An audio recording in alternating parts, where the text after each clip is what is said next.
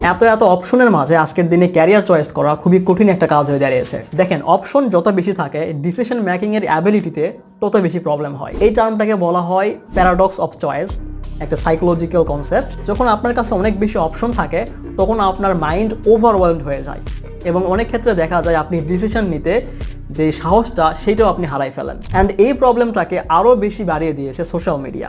আপনি যখন freelancing related কোনো ভিডিও বা রিলস দেখেন তখন আপনার কাছে মনে হয় যে সবাই ফ্রিল্যান্সিং করে লাখ লাখ টাকা ইনকাম করতেছে। যখন কোনো কন্টেন্ট ক্রিয়েটরের কোনো ইন্টারভিউ দেখেন তখন আপনার কাছে মনে হয় যে content creation is the next golden career. But in reality success depends on your unique strength and interest. So অন্য কাউকে দেখে তার ক্যারিয়ারটাকে কপি করার চেয়ে আপনার ইউনিক স্ট্রেংথ এবং আপনার ইন্টারেস্ট জানাটা অনেক বেশি জরুরি। কিভাবে জানবেন? নিজেকে কোশ্চেন করতে পারেন। First question, what M I good at?